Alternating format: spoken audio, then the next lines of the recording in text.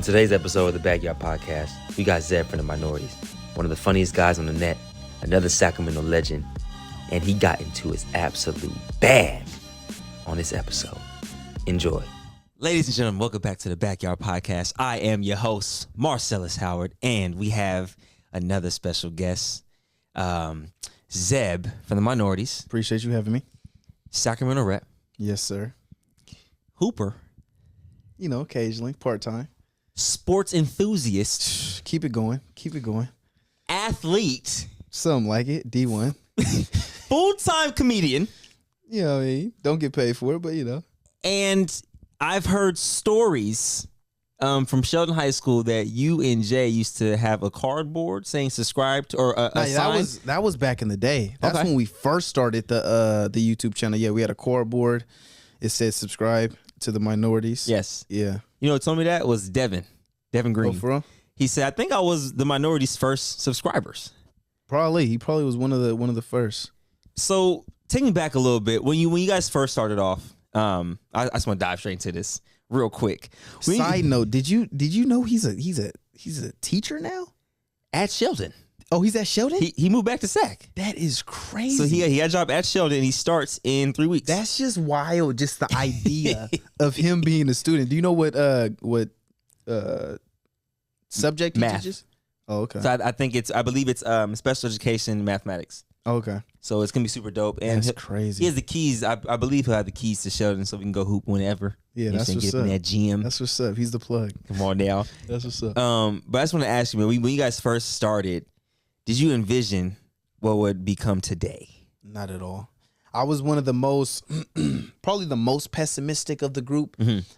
I wasn't like negative in the sense of like, I knew we had a good channel, but especially as just a regular kid, you just genuinely don't think it's possible. You know what I mean? It's like, I don't know. It's like becoming a millionaire. Most people genuinely just don't think it's possible to become a millionaire. Mm-hmm. It just sounds good. And so one of the first things that really changed my perspective was when we went viral on Twitter. Okay. So we went viral on Twitter. You remember the Damn Daniel video? Damn Daniel, back at it again with the Vans. Yeah. We did a remake with Jason. Damn, Jason, back at it again with the sandals. He got like these sandals. Little he Jesus wears. joints. That went viral on Twitter. So that was like life changing. Like, oh shit, it's possible to go viral. Mm-hmm. So then, like, I think literally like a week later, or that same week, a video of ours went on World Store. Mm-hmm. At that moment, you know, that's when World Store was like super popping. And we're like, bro, I'm literally like, bro, God's on our side. This is crazy.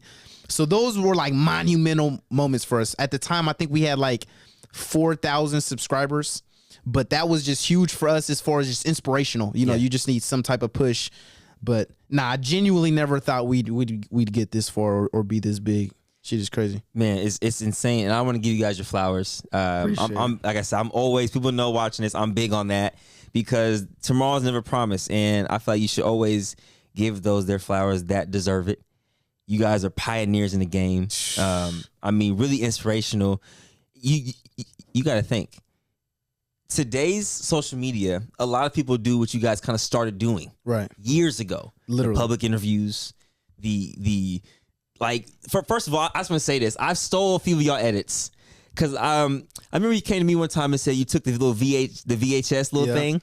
So I said, wait a minute, let me actually watch the videos in more depth. Yeah. So I started watching videos and seeing how you guys were editing. Mm-hmm. So I told my editor, I said, hey man, go watch the Minorities videos. Study film. I said, I need the endings to be like that, to where there's an ending, but then there's more extra. Come on now, more extra, and then another ending, and then more extra. That's an important aspect of anybody. Is just you gotta study.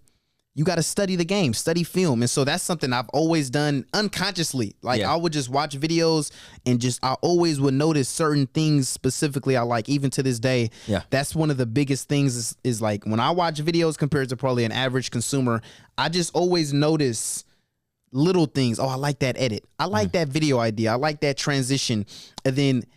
And it's crazy because literally I've had situations where 2 years later, I will remember a certain edit and be like, I like that specific edit implemented into a video. And it's just like with sports. People, you know, will study film. Oh, that crossover is effective the way he does it, and you implement it into your game. Yeah. You know, his Hezzy, you know, you implement it into your game. So that's important to always, study film and just sharpen your tools.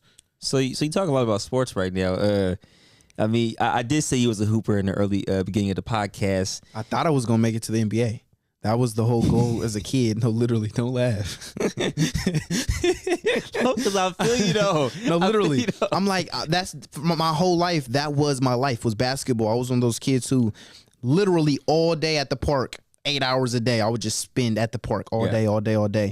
And didn't really grow too tall. Didn't really grow too tall. And then, was going to go pro, but, just decided to switch career paths.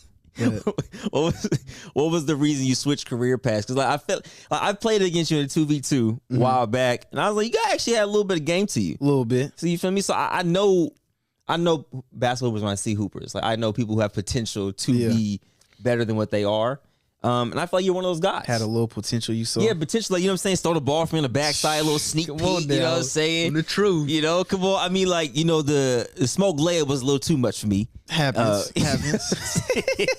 But if you feel like you put more work into it at the high school level? Yeah, I don't really, I mean, that's one aspect too when it comes to chasing your dreams is you want to chase your dreams, but at some point, I'm not going to say get realistic, but no, I get to say that. At some point you do have to, there has to be some point in which you can't be completely delusional. You know what I mean? And so with anything, I think the biggest thing is seeing progression. So even with the YouTube, we're going to get back to basketball, but with the YouTube, I always saw the progression. That's what kept me going. If I was doing this for 5 years and I'm still at 5,000 subscribers, it's like, I'm not getting nowhere. You know what I mean? So maybe this field isn't for me. So like with basketball, I loved it, but as far as competing, especially when it came to actual organized basketball, I never translated as good as far as like street ball at the park compared to when I got in the game.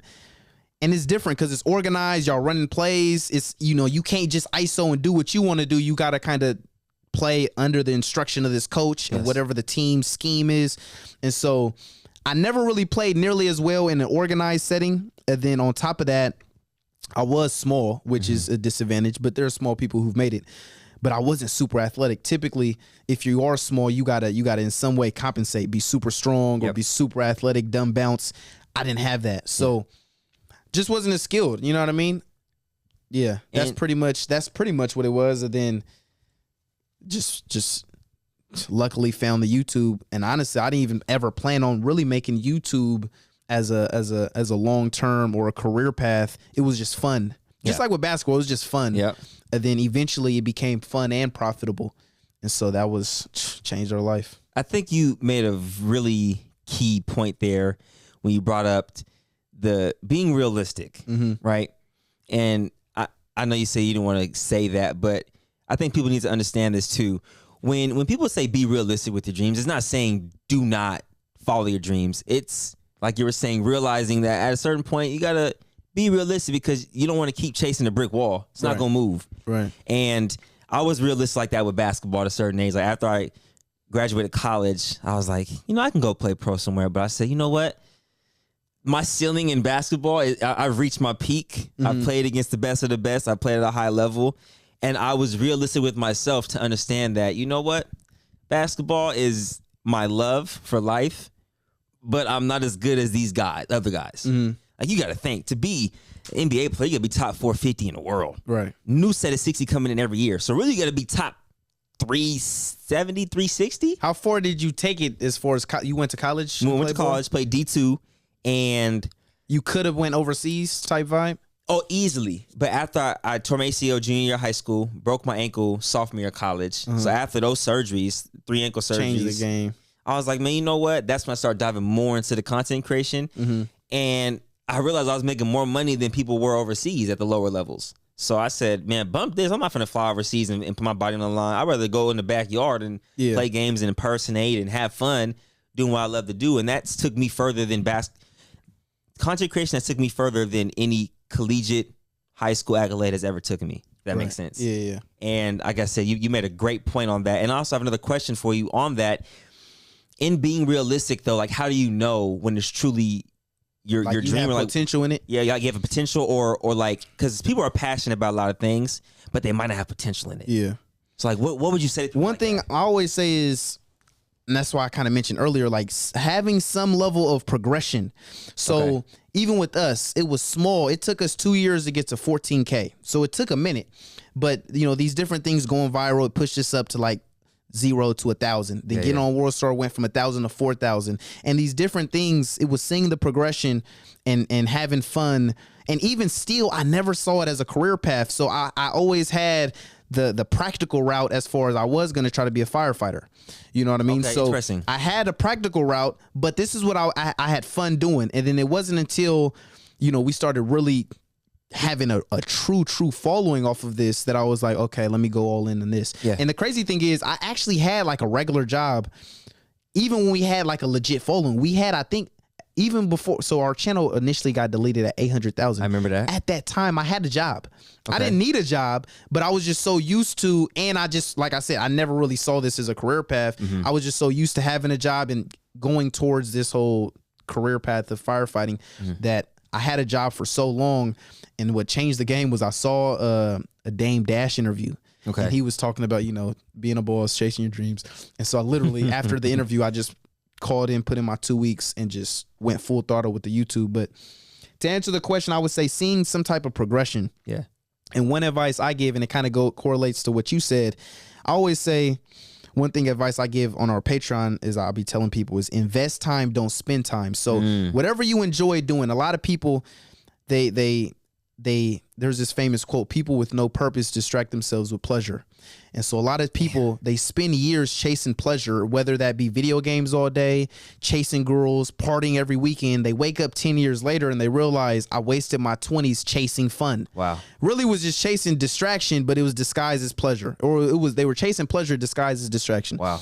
And when I say invest time, don't spend time, instead of spending time playing video games, if you can somehow find a way to make video games profitable, you're investing time. You spending 8 hours on the game, if you got a Twitch account or a YouTube account, is an investment.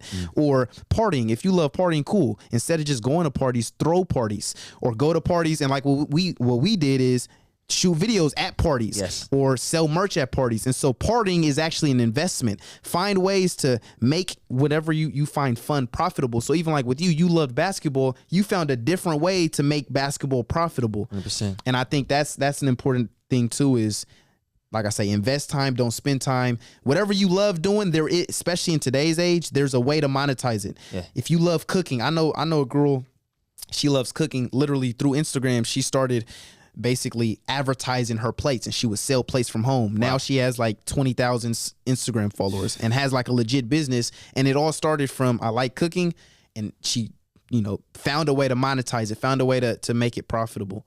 So whatever it is, you like eating, you know, you could go city to city and do, what is it called when they just try different foods, taste tests, like a and foodie? You know, taste tests and find a creative way to compare the different cities and the different restaurants. Anything you enjoy doing, you can monetize it, you know, and profit off of it. So I would say advice to the kids, have a practical route as far as, okay, I'm firefighting or whatever, but also find a way to invest in your dreams. And once the ball starts rolling enough to where it's a reasonable risk to take, then take the risk. You know what I mean? But you are literally in your bag. In that bag right deep. now. I have a tendency. Zeb. In the bag. Zeb. Look. So for those of you who know, I've known Zeb for some years now, and every time we link up, I can almost guarantee myself to learn something new. I can almost guarantee that I'm going to learn more about this man right here. And one thing I can say about Zeb is, when he gets in his bag, you shut up and you listen. He gets deep in his bag. You know what I mean? He gets deep in his bag. And that's the thing I value most, is I don't put an age limit on being able to receive advice, to give advice. I get advice from teenagers because they more into social media stuff than really I am. I get advice from older guys, or older girls, or older women, older people in general about other certain things. I feel like there's no age limit on when to give and receive advice. But I think there's a limit on who to take advice from. You think so? Meaning this, if you have nothing going for yourself, how much can you tell me? How much value can you provide to my life? Right? But also, I'm able to understand when to shut a conversation off when I know, okay, this is going to have me thinking a certain way. It's going to be a detriment to my mind. So I'm able to walk away from certain situations that I know I'm not going to benefit from. That's another aspect. I was just talking about this on the page. I'm not trying to plug, but no, I'm not man. Plug it. Go ahead, plug it, man. Nah, so on our YouTube is more so entertainment, right? On the Patreon, we have entertainment, we have behind the scenes and stuff, but we try to center it more so towards providing value and not just entertainment, but more so educational. Yes. You know what I mean? So we do sit down videos and just talking podcasts and giving advice. But another one kind of to what you say is, you know, being able to distinguish value versus venom. There's some things in your life that are just providing venom to your life. So like you say, cutting off certain things, even if it's not conversations or if it's not people, it might be certain foods or certain entertainment. Talk about it. Instead of following certain people, you know, they're really just providing venom to your life. Whereas this, you know, following this will provide value to your life, or hanging out with this group of friends will provide more value to your life. So that's something just in life in general, being able to distinguish and you know, what's providing value to your life compared to what's more so just venomous to your life. As far as the advice from different people, one thing I've noticed is I can learn from anybody, even if they're not literally teaching me. I've just learned. There was a quote. It was like, smart people learn from their mistakes. Wise people learn from others. So even if I see like a homeless person, there's something I could kind of pick up some type of game from every situation, even if it's from a distance. You know what I'm saying? I agree. And even when it comes to people saying certain things, one thing I be trying to tell people is I think so often people are blinded by other people's credibility. So just because he's famous or super successful, people just accept what he says. Oh and I've seen so many successful people be completely wrong about things. Yes. And I've seen people who don't have no credibility. He might be homeless. He might tell you some actual profitable information when it comes to, you know, financial advice, even though he's in a bad financial situation. So I do understand you do have to be aware, and some people have more credibility than others, but just because he's rich doesn't mean he's correct. And just because he's poor doesn't necessarily mean he's wrong. You know what I mean? So I want to piggyback on that too. I want to kind of clarify what I meant by that. So for example, I know a few millionaires personally. But there's only one that I genuinely talk to and kind of not care, but like I'm engaged to hear what he has to say, only because his story is similar to a lot of people out there in this world. So I've asked him one time, I'm not going to say his name. I asked him, I said, how do you know what is the difference between a good investment and a bad investment? He told me, he said, I honestly don't. He was like, I've always been a person of just doing things. If I see something that I think has potential, I'm going to try it. I'm going to learn from the failure of it if I fail from it.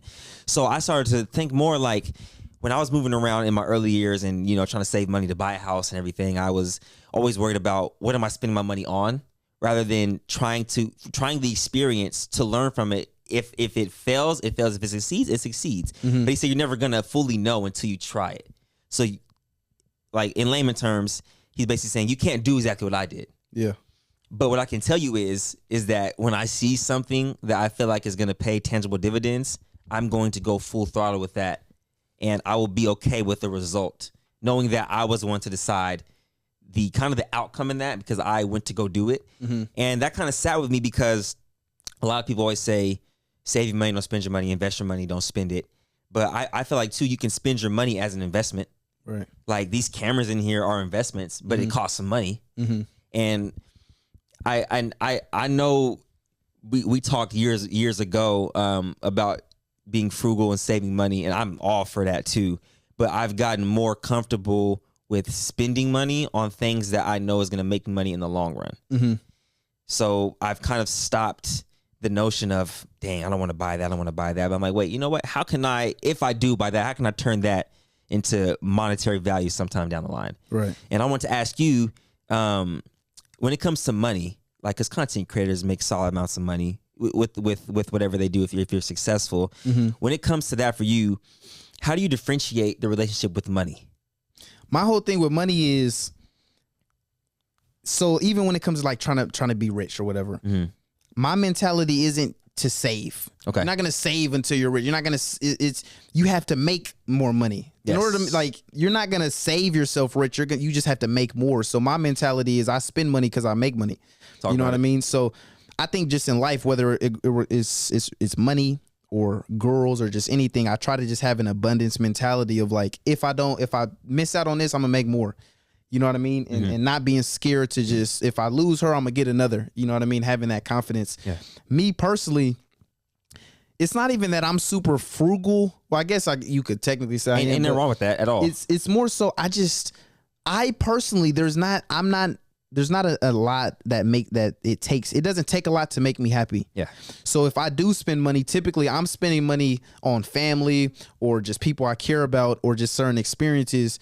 But in general, with me personally, I'm good. You know what I mean? Yeah. I mean, I be chilling, but so I asked that because I kind of have the same mindset as you, like not really frugal, but I'll spend money on things that I enjoy or things that I want to enjoy. And I've always said this about you is whenever I do see you, I don't see the flashy clothes. I don't see the diamond chains, the jewelry. You are just Zeb all the way through and through. Nike sweatsuits with Hanes socks. Hanes socks, yeah. Come on, man. Let's say, come on, Hanes socks. I mean, I'm a big firm believer in never changing. I've always told people like when I get money, you're not gonna see Marcellus in designer. See, I disagree with you on that. I'm gonna let you keep going. On which one? On never changing. But keep going. Okay, never. I'm talking about. Okay. Even with fashion. See, I'm gonna let you get in your bag. So okay, wait. Okay, let me reword that then. Never changing the aspect of who you are as a person. Your core values. I feel like personally, this is my opinion. Core values don't change. They may grow to like there might be a variant of it as you get older. So what I'm saying is me. If you look back 10 years ago, and you see my fashion, of course that changes and elevates. But my core values have never changed. I've always wanted a good woman by my side. I've always wanted good friends and family members that I can grow with and be around and not be on no bullshit. I've always wanted to have respect for my family, my mother and father. And I've always wanted a family of my own. And also another core value of mine is to always appreciate and respect everybody. Those are my core values. They have never changed.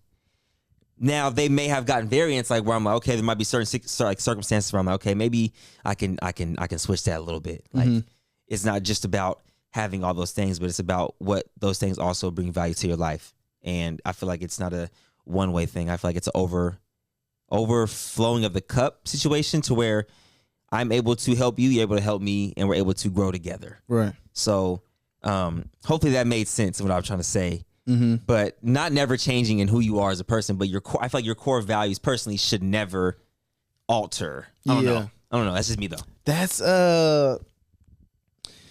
yeah. The Go ahead, get in your bag, man. I was just gonna say, like, you know, we always, even when it comes to clothes, right? I might dress this way, but I just understand the game. But okay, we'll get back into that bag. But it's, you know, I remember Kevin Samuels was talking about it before. Rest in peace to him. But he had mentioned it on. Did you ever used to watch him or not? Really? A little bit. I watched Twitter clips. Yeah, I would watch like here and there. But I just remember one video he was mentioning how it's interesting. Like, you know, we buy nicer houses. We buy nice, like we have no problem. But the premise of his video was about changing your circle if it's necessary. Okay. And how some people, like for example, when you think of rappers, they never want to leave the hood because they don't want to switch up. That mentality of like, oh, you change, you don't kick it with us no more. Okay. But it's like every other aspect of your life, you upgrade. You live in a nicer house. Yeah. You buy nicer clothes, this, that, and the third. But when it comes to, you know, certain people in your life, you know, some people are just stuck on, and it goes back to, you know, value versus Venom. But I agree. And there was one quote he said that it stuck with me, but he was like, kings don't hang out with peasants because they went to school together. You know what I mean? So you elevated in life. You don't just keep kicking it with these dudes. Now you could be cordial or cool, or you might have one, you know, hangout session. But as far as, I think he was referring to more so, I don't even know if he was, but because like the rappers in the hood type vibe is what I'm kind of getting at. Is like some people are just so stuck in certain situations that's really venomous, and then they end up getting killed in the hood, or just bad things happen. And it's like people they think change is always necessarily bad, and it's like you can't grow unless you change. You know what I'm saying? Even with the outfits, it's like, and this is something that Kevin used to talk about, is just the importance of image and all that. It's Yeah, this shit. I mean, I think with us, one of the big reasons I'm so comfortable just wearing this is, and I was just talking about it on Patreon, but because the dude basically asked me, he's like, how do you become more valuable than money?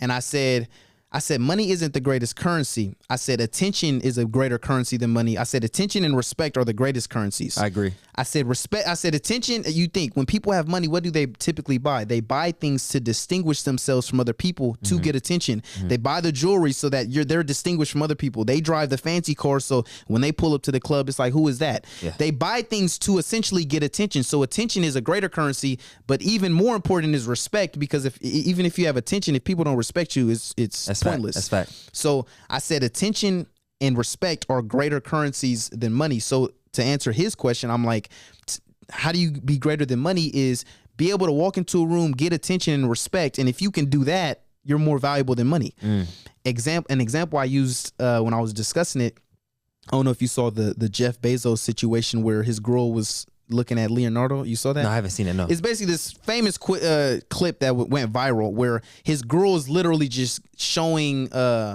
basically like just showing hella. Wait, do they walk by each other? Nah, they're sitting there talking, but she's just clearly showing love towards Leonardo, and like just she's showing interest. Yeah. Like she's leaning, looking at him, like it's just ridiculous. Yeah. And in that moment, I was explaining how even though Jeff Bezos way more rich and way more wealthy than Leonardo, his girl, all of her attention was on Leonardo, and obviously the fact that she's showing this much interest in front of her man shows that she doesn't respect her man. You know what I mean? He was being disrespected. So his money meant nothing in that situation. You see what I'm saying? So in that situation, Leonardo was bigger than any money Jeff Bezos had. Wow. So I was just kind of using that as an example. But going back to how I dress, me and Jay, for example, because of our channel, because of creating these YouTube videos, we get attention regardless. Facts. So buying designer clothes isn't a necessity. But if I had no fame and I had money, then I understand it's a good investment to buy these things, because like I say, to distinguish yourself from the competition. When we going out and we all want to get girls, how can I make myself different than you? Yeah. Me as Zeb, I'm already different than people. You know what I'm saying? So the attention, I could literally wear whatever, go to the club, or go to house parties. We got the house shoes on, and we'll already get the attention. So the buying the nicer clothes wasn't never a necessity. It's not so much that I'm opposed to buying nice clothes. It just wasn't needed. But I would definitely advise, if you're a regular dude, invest in your image, invest in how you look and the things you have, because perception matters. You know what I mean? And if you want to get far in life, you gotta invest in yourself. Talking about investments, the best investments is to invest in yourself, not necessarily in stock market or this, that, and the third. That's facts. Invest in yourself. So, yeah, I kind of was all over the place. No, I get what you're saying, though. So, I guess my question to you in all that is, in terms of change, right? I've had to cut people off in my life that I've grown up with and been close with, but isn't it a better situation to elevate together, if possible? If there's no, for ideally, example, but some people I can't control how other people move, and 100%. You know what I mean? So some people, if I'm making millions and you not no more, I mean, the only way to help you make millions is taking money out of my pockets. And I'm not opposed to helping people, but it goes back to even when I talk about that the exchange of values. I want to provide as much value as I can to the room, but at the same time, I also want to soak up all the value I can. I want to get value from people. So even when you talk about friendships, business and relate, all these different things, it's all about how much value do you provide, and then at the same time, how much value do you get? For most people, like even when small YouTubers, I've had small YouTubers 1,400 subscribers or whatever. Yo, can we collab? And it's like, I'm not trying to sound like an asshole, but you literally provide you're literally asking for a handout. Yes. This isn't an equal exchange. It's an exploitation. You just want to come up off of me. So in that situation, I'm not helping you. Not to sound like an asshole, but it's just, and some people just don't understand that, and they think you're a bad person for it. But it's about an even exchange of value. That's why some people, they pay for promotion and stuff, is because if I can't add value in any other way, let me just pay you to help me out. So just understanding the value exchange. If it's mutually beneficial, then it's like, yeah, I'm gonna help you out, you help me out, and we both grow. But there's a difference when it comes to handouts, and oftentimes, especially with success, especially people who know you and love you and who came up with you, they start expecting and they start becoming entitled. And it's Facts. that can become unhealthy when you start to expect, like, oh, you made this, so I'm expected to, and it's like, bro, no. You know what I'm saying? Now, if you want to be my cameraman and help me shoot videos, okay, that's different. Or you want to help me and be it's mutually beneficial. That's different than just type shit. You know what I mean? So two points to what you're saying, especially about bringing friends up with you. I was under I'm under the notion of I'm not going to bring you along just because I grow up with you. We have to provide value to each other. And for example, my guy Trio back there, I've known him for about 4 years. I've just met him in 2018, 2019. And it was just recently I was like, man, he's really talented with the camera. He's a YouTuber. He's talented with giving ideas, angles, and everything. I was like, why don't I just hire him as a part of my team? And I feel like that's also helping benefit him, helping benefit me, is making me work smarter, not harder. Everybody wins. So my second point is to what you were saying about the value thing, right? What actually, I want to ask you, what are your core values? Like, what are they? Before we answer that, I'm gonna get to that. Okay. Another thing I did want to just mention is, even when we talk about value, even if it's just good company, you know what I mean? I've had like, people gotta understand, value isn't necessarily like you have to do something specific. It's just being good company, and that goes back to when you step into a room, how much value do you add to the room? What effect? One thing I was taught as a kid, I was raised just super religious and stuff, but one thing that was always preached to me as a kid was spiritually distinguish yourself from others. Everybody wants to stand out. I got the nicest clothes, I got this and that. But I was always taught, like, people should be able to distinguish you because it's like how spiritual you are. You know what I mean? And so I've always just had the mentality of have a positive impact on everybody. If I'm at Starbucks, start conversation, and because you don't realize just that, starting a conversation or saying good morning to people, that type of thing can have a positive effect on them. You know what I mean? All these customers, how many of them actually, and be mindful. You don't want to, some people, if they're not trying to talk to you, you know what I mean? But my point is like, there's multiple ways to provide value. But going back to the core values,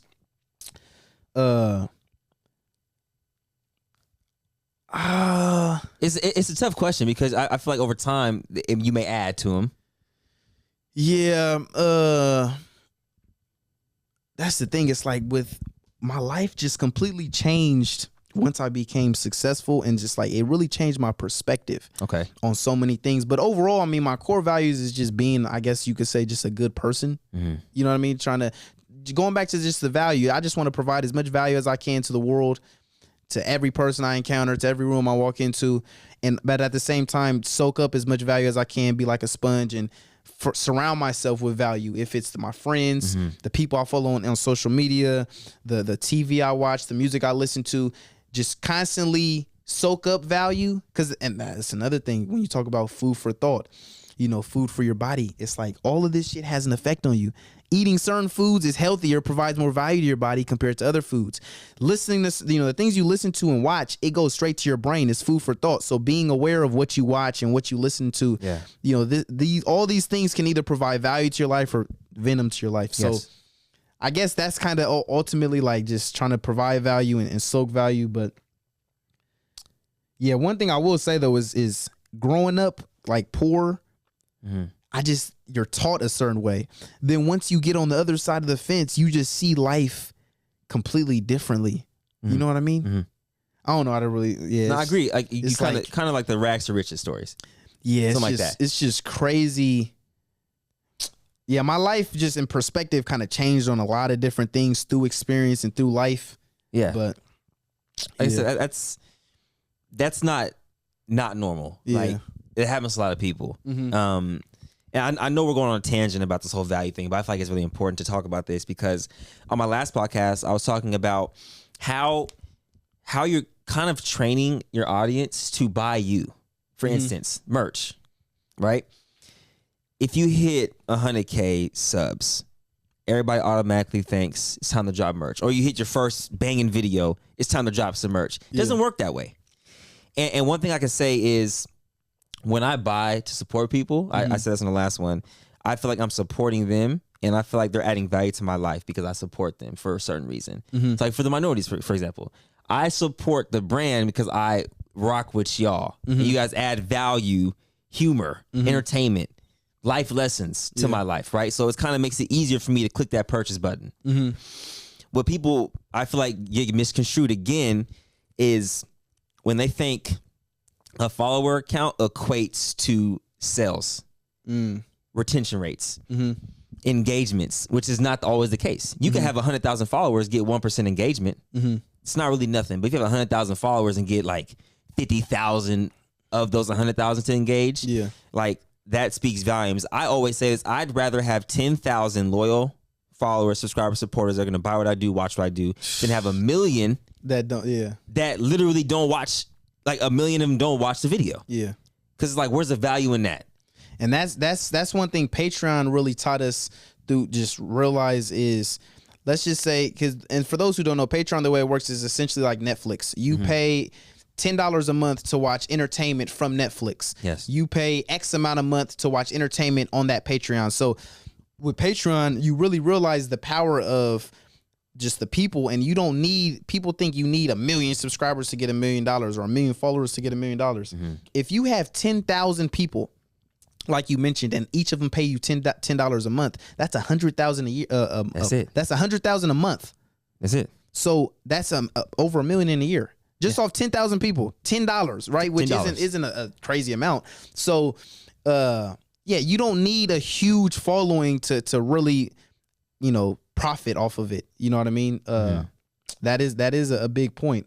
One thing too, I would say as far as how to have like that strong fan base, I think a lot of it boils down to obviously good content, but at the same time is I think a big aspect too is relatability. It's the connection they have with you. You know what I mean? So if you could really be relatable to your audience and they genuinely are invested in you and they feel like they have a connection with you, then they're more loyal. They're more, they rock with you. But I also, one mistake I think creators make, and I've mentioned this on a previous video on the minorities actually, was a lot of people, they mistake their followers as their friends. And I understand this isn't a friendship. This is a transaction. They pay me with their time and attention, and in return, I give them entertainment or education or whatever it is that they're coming for. The day I stop entertaining them, they're going to pay someone else with their time and attention. I don't take that personal. I think a lot of creators take it personal, and I've heard different creators say things like, "Oh, my real fans," and it's like, I'm not gonna, bro. I don't. If my videos are no longer entertaining, I don't expect you to keep watching.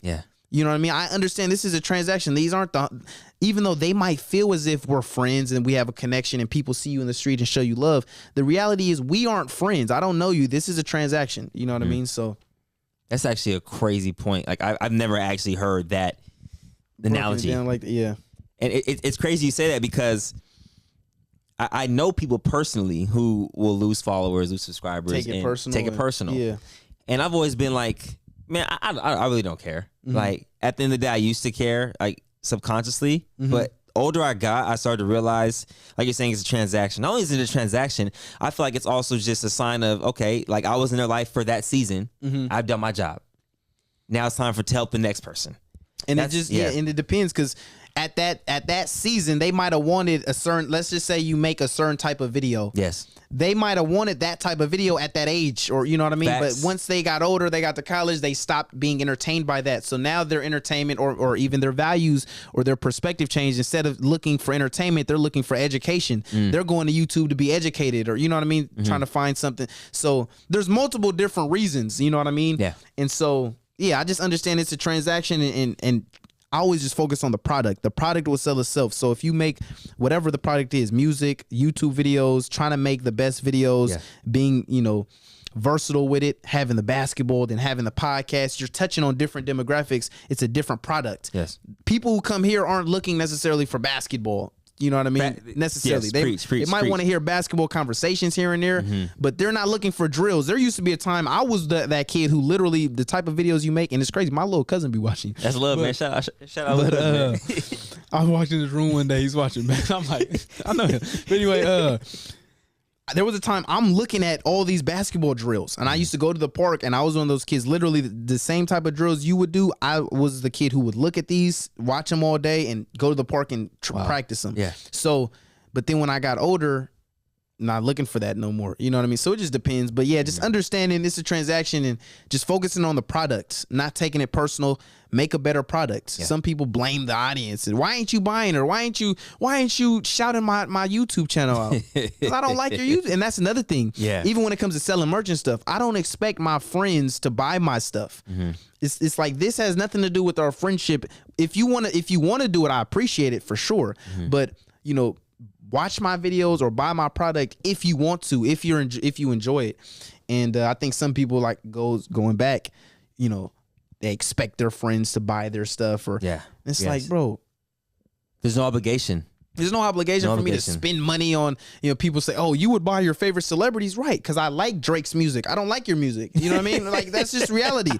You would buy some random dude's merch, but not mine. I like his clothes. I don't like your clothes.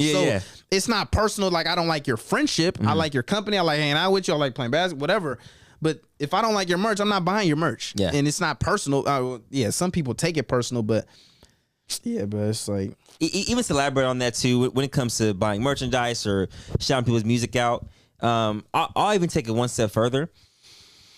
When I see the post of, man, my real friends don't support me and all this and that, I'll go this far to say this.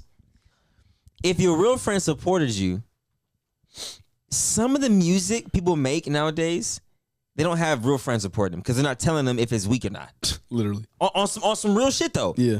I've heard people's music and I go, damn, if I was in that friend group, I would have to be like, hey, bro, this might not be it. You're not, like, music might not be your choice. It might not be your talent. It might not be what you're made to do. I mean, I'm just keeping it 100. But that's why when I be in the studio, my guys and stuff, and I listen to the music and I give my honest, blatant opinion. Yay or nay, or maybe you could tweak this and tweak that. I'm not the end all be all, but I know I'm gonna do my job and give you the real honest opinion and what you need to hear, not what you want to hear. That's the biggest problem in today's world, even with content creation. When I film my boys, I'll be like, man, do you think this edit right here is weak? Like, oh, do you think I do this a little better? My girl, for instance, when I show her a video, like, I'll be so happy. I'll be like, babe, come watch the video that I just edited. She'll be like, okay. Like 2 minutes into it, I think you could have done that better. Sometimes I feel some type of way. I'm like, damn, I put my hard work, you know what I'm saying? I put my hard time on this shit. But then when I really think about it, I'm like, she just wants to see me be the best me. So I'm like, how can I be mad at someone who's not having a yes woman? Like, she literally she pushes me so much to be better in what I do. Right. And I feel like that doesn't go. That's not valued enough in today's society. Underappreciated. Very underappreciated. Yeah. So I kind of want you to tee off on that a little bit, having people who have your best interests and that will be able to tell you no when something's weak or whatever. Yeah, that's important. That's important to have a friend group, and also being self-aware enough to know some people they're not receptive to disagreements, or they're not receptive to criticism, and so. If somebody might have, I've had, sometimes you got to be self-aware. Like, I wasn't receptive, so maybe for the future he's not gonna want to, or that person's not gonna want to continue being honest. So being able to just be self-aware enough to be receptive about it, and at the same time, I always try to put it back on myself. Like, I try to be super self-aware. So the way I judge content, even with the YouTube, I've always looked at it as, if I didn't know myself, would I like this video? Oftentimes, people enjoy watching what they did, or if they're in the video, they'll watch it. But I always try to detach myself. If I didn't know nothing about Zeb, would I enjoy this video? So, would I tune out after this? And so many videos, it's like, bro, it's been 30 seconds and what's the video about? You know what I mean? So I try to be aware, like, people in general have short attentions, and it's different depending on the platform, but understanding people have short attention spans, how to cater to all that. And just being self-aware and being able to put myself in the consumer's perspective or the viewer's perspective. That's another big aspect. Or even like with music, Yeah. I think even like with music, a lot of what you're saying isn't necessarily speaking for you. You're speaking for the listener. So how do you make it, relatable to the listener? You know what I'm saying? And yeah, there's just different things as a creator. You got to be able to put yourself in the buyer's shoes. You know what I'm saying? But no, you in your bag right now again, man. I'm gonna get you a little tote bag. I try. One thing as far as even with the friendships to be, you tend to attract what you are. So if you're honest with your friends and not in a disrespectful way, but just like, honestly, I would do this, but do your thing, blah, blah, blah. They'll tend to be more comfortable also being honest with you. You know what I mean? And if you're someone who's timid and you always walking on eggshells, you're probably going to hang around a group of people who are timid and walk on eggshells. So I agree. I always feel like, the world is always kind of a reflection of me. So just, if I feel like I'm attracting or hanging out with certain type of friends, that says something about me. You know what I mean? And so,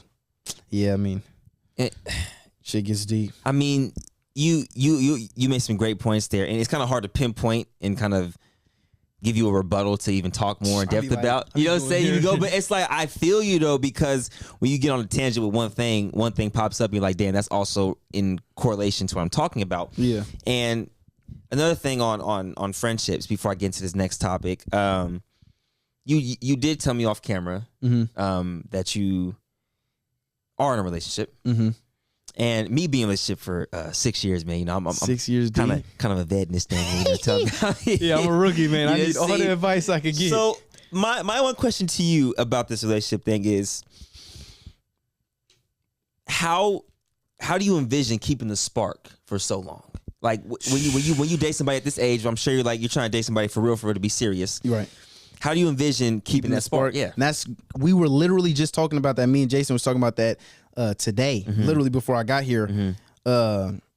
Basically that. And such an important question. I think a relationship is essentially love and a combination of love and lust. Those are kind of the two ingredients. Okay. And I was reading this book. I've mentioned it on other podcasts before, but it's an important point that goes to what you're saying. Is what the book was basically saying, and when you first hear it, I remember when I first heard it, and when most people hear it, it just sounds so wrong. But he was saying, we've been lied to. We think love is the foundation to a healthy relationship, and he was saying lust is in fact the foundation to a healthy relationship. And when I dug deeper, I kind of understood what he's saying. He was like a counselor who would do relationship counseling. And he said anytime he dealt with people, it wasn't the love lost. It was always, how do we get the spark alive? And essentially he defined lust as like that strong, just that desire to be with, to just that strong desire. Yeah. And oftentimes that starts to wane with time. You get comfortable, you get used to each other. So you're not eager to hang out with them. You're not eager to have a movie night because you're so used to it. You're not eager to have sex or to do certain things because you're so used to it. The love is there, but like you say, that's the hardest part, is like, how do you keep that spark alive? And so what the book essentially said, this was the advice that the book gave that I think was some good advice to how to keep the spark alive. He said there's three main ingredients to help keep the spark alive. He said one is unavailability. Oftentimes when you're hanging out, you get so familiar, so comfortable, you're just around each other so often, having your own life, doing things, that's one way to keep the spark alive, is you're not constantly smothered by each other. Okay. Another important aspect he said was sinfulness, which when he explained it, he was essentially saying, like, when you're doing things you're not necessarily supposed to be doing. So for example, instead of just having sex in the bedroom, having sex in the kitchen, having sex in the living room, having sex in places you're not technically supposed to. You're at Target, babe, meet me in the bathroom. Like just just having fun. That adds an excitement to your life and to the relationship. And then the third one he said was mystery. Just not being completely, her not knowing you completely. And if you notice, a lot of times, like kind of what we say, the spark is hard to keep long term, but it's easy in the beginning, because in the beginning there's mystery. I don't know who this person is. Facts. Unavailability. Typically, y'all might see each other once a week, once every other couple days, but you're not constantly seeing each other. And then also, typically that's when you're having the fun, exciting type sex and stuff. So those were the key ingredients he mentioned as far as how to keep that spark alive, and I think there is a lot of truth to that. And I do agree. he articulated it better than me, but I think lust is really the most important part. I think the love is the easier part. It's like you spend enough time with someone, you start to become attached, and you just become attached to that person. You know, if I gave you anything, a pet pig, if you hang out with the pig enough, you will start to love the pig. Like, yo, this is my pig. You know what I mean? Like, it stinks and this and that, but yo, it's my pig. Chill out. You know what I mean? So, to me, I think that's what love is essentially, is attachment. I think that's essentially what love is. When people say, oh, they fell out of love, I think they lost that attachment. They're no longer attached, whether it be they moved on with somebody else or enough time had went by to where they lost that attachment. People still in love with their exes. They're still attached to them. Yeah. And oftentimes when you're attached to something, it's like, if I'm attached to a car and the car drives by, I'm moved by the car. So when you're in love with someone, when you're attached to someone, their behavior, it moves you. You know what I mean? Their ex is doing things and it still bothers them. They're moved by what their ex is doing because they're still attached.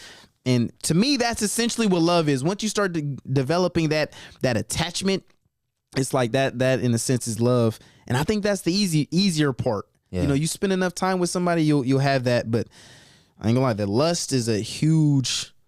I think that's like, if you can keep that, I ain't gonna lie.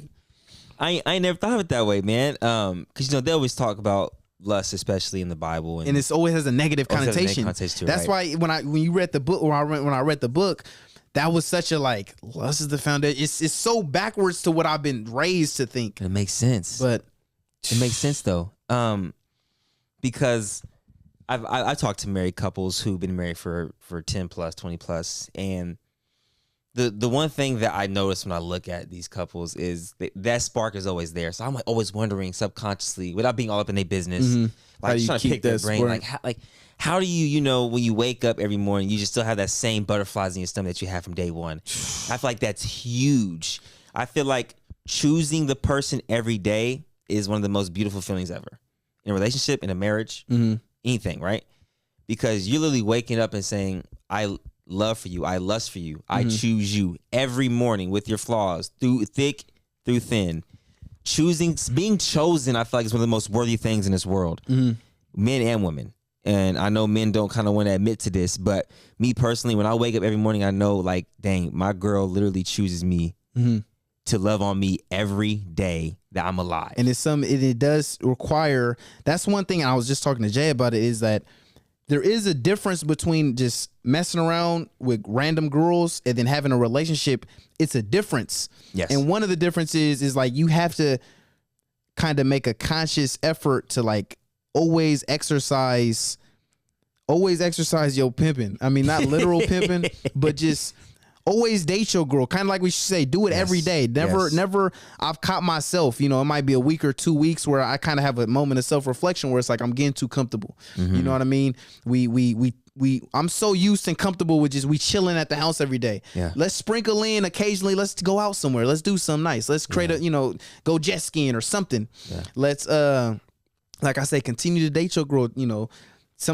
Like with comfort, you start to lose out on that. When it's a new girl, you doing stuff. You fresh with it and you excited to hear from her. But oftentimes with time, you just get comfortable. So you gotta make a conscious effort. Don't get comfortable. Continue to exercise that muscle, and like you say, every day. It's an everyday thing.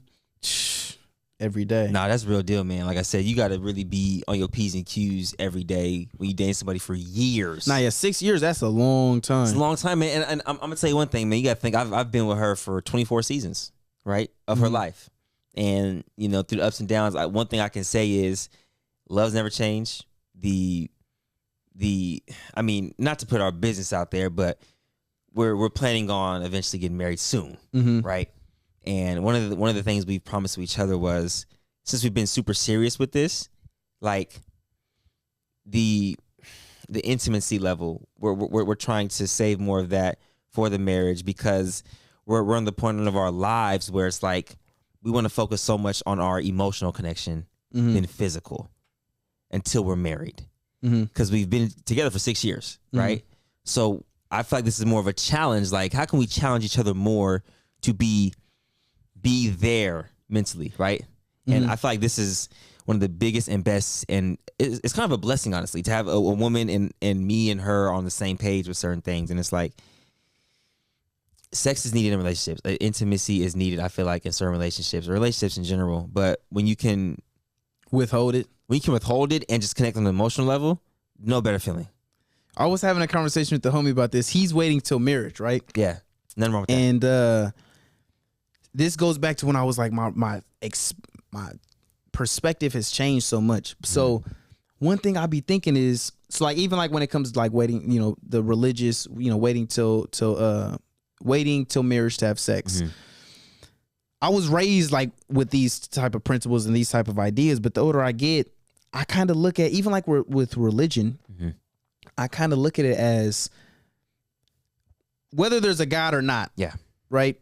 I believe in God, but I mean, there's always, I don't even like saying that or, you know, questioning the idea. But anyway, believe in God. But I'd be like, I understand why someone wouldn't believe in God. And even from like when you talk about religion, I understand the practicality of it is if we have this big world full of people and, you know, we want to have a civilized society. Yes. So we have to be on the same page. Religion is essentially an idea of how to live life. Yes. And I think it's a set of rules or ideas that helps make life it helps you have a civilized world.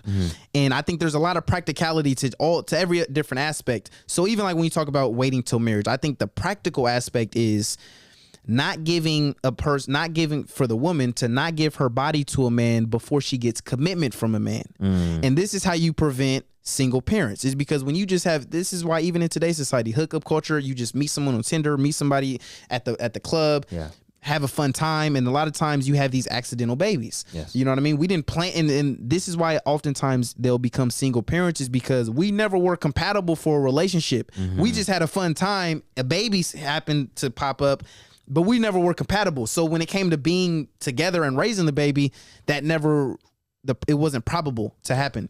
And then you end up having single parents, this and that. And so I think the practical reason of waiting till marriage was always to essentially keep the family unit together, to have people, if that's essentially what marriage is. It's a legal commitment. I'm committed to you legally. Literally. So, you know, if you can get a man to that level, then the likeliness of him leaving you when y'all get a kid is extremely small. And so the point I'm making is, so I'm talking to the homie and I'm like, if you already genuinely, the connection is there, you're committed. I genuinely don't see the negative to having sex. You know what I'm saying? I just genuinely don't. Aside from if you think you're going to hell or not, I just don't. I understand the practical side. Wait till marriage, cool, to get the commitment. But if we have the commitment and I'm committed, why not have? I just don't see the purpose. Like, why not have sex? You know what I'm saying? Well, I want to give you a different perspective on that. It's not the aspect of not having sex, because, you know, people slip up all the time. It's more of the aspect of we've kind of been living the life of a married couple without that commitment, and that's why I said understanding your person. So if your person is on the aspect or the notion of, I want to save this, you know, this sacred part from marriage, like I want to turn a new leaf. And you have to understand your person, and there's compromise. And like, if I'm on the same level, I'm like, I can agree with that, because I you know what, like, anything is worth waiting for you. Like, if that makes sense, and like, talk about the Christianity part of it too. I'm not so much on the Christianity side. I just believe in Jesus Christ and the Bible. So Christianity kind of became a political side of things, especially with Christopher Columbus and the whole genocide thing with the indigenous people. How he used the Bible as part of his as part of his genocide act to kill people, and that's why I don't really. I side with Christians, but I believe more into the Bible and Jesus Christ than I do. You go to like church and stuff or not? I don't. Just Bible studies. And I feel like church is technically a lie with too many people talk about God or Jesus, right? You said it's a lie? No, alive. Oh, like church is in session technically when there's two more people talking church about it. Church is a lie. Turn it off, kids. We're all going to hell. Kids, turn it off. Parents are like, what y'all listening to? Unsubscribe. No, church is not alive. It is alive. My bad. When two people are talking about. Yes. Okay. Yes, technically. So I think it all comes down to understanding your person. Whatever works for your relationship works for your relationship. Yeah. I feel like everybody's different. I'm not sitting here telling people what they should and shouldn't do. Right. I'm just saying what works for us. And I feel like what's going to be better for us in the long run is this practice. I agree. I think a lot of people, and that was kind of my point, even when it comes to like the religious things. I think so many people, we don't think for ourselves. We just, your parents told you about this religion, you run with it, and it's like you govern your whole life by something you never even thought about. And I'm not telling you to, not do this or not follow that, but just think of it. I don't know. I personally, like I was saying, is like, I just didn't see the logical. I see the practical reason for that, but it's like, okay, if I'm already committed, why can't, what is the negative? Yeah. But I see what you're saying 100%. I feel you. I think a lot of people, it is deep. Especially when you get like to the whole religion and stuff. I see so many practical, like, that makes sense. You know what I mean? But this world is especially this world today. It's a lot. I read this. I didn't even read the full book, but it was this book. It's by this dude named Frederick Nietzsche or something like that. I think, put me on game. But it really changed my perspective. It was a book that really changed my perspective on things. But essentially, what the book was describing, it's called I think it's called Beyond Good and Evil. I think is what it's called. And essentially what the book was about was questioning, kind of like what you mentioned earlier as far as values, like what is good and what is evil. We're told like this is good, this is evil. We're told these things, but what makes that good and what makes that bad? And basically what the book was saying, and I just see it. It's but anyway, it was explaining how religion, so most people are on the bottom of the food chain. Yes. Most people are poor. Most people, don't get girls, blah, blah, blah. It's a few people at the top who are rich, wealthy, get all the girls, blah, blah, blah. Yeah.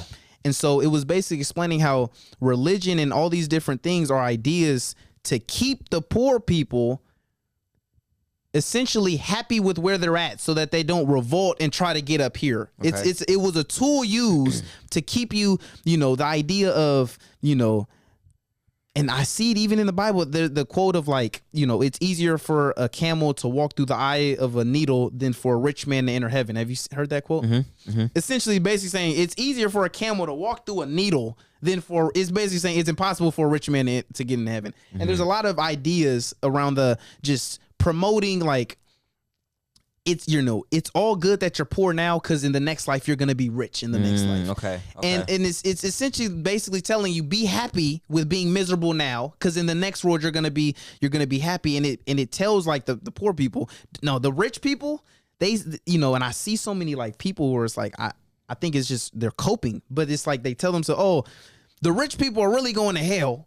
Cause they're oh my God, it gets deep. But long story short, you kind of see what I'm saying, where it's like it was like a tool used to keep them from revolting. You know what I mean? I gotta keep them cool. So it's like, no, you guys are good. We're and then you hear rich people say stuff all the time, like, oh, money isn't everything, and it's like, to me, it's just BS, bro. It's like, bro, money is great. I'm not saying it's everything, but I think a lot of people be pandering. Even when I talk about, like I say, the rich, it's like I hear so many people where it's like, bro, you're pandering because most of your audience is poor. So going back to when it comes to a creator, we rely on our audience. We need them in order for us to have a living. So, and it goes back to being relatable. In order to help create that relatability, and in order to help keep them being a customer, it's like pander to them. Oh no, yeah, riches and everything. J. Cole, my favorite song of all time is called Love Yours. But in the song, there's a verse, he's like, I think it was better being broke. And it's like, bro, if that's the case, give all your money away. Like, what are you talking? That doesn't make any logical sense. It was better being broke, but you're still rich as hell. Yeah. But I just think so many people pander. And I just see, and the book articulates it better, how a lot of these ideas that we've been raised to believe is like, And going back to beyond good and evil, it's like, what's good, what's evil? It depends on where you are on the food chain. So if you're a lion, this, being aggressive is good. Being, ferocious is good. But if you're the prey, right? Predator prey. If you're on the bottom of the food chain, being humble and sweet and nice is considered good. Interesting. It's like they completely reverse depending on where you are in life, what's considered good and evil.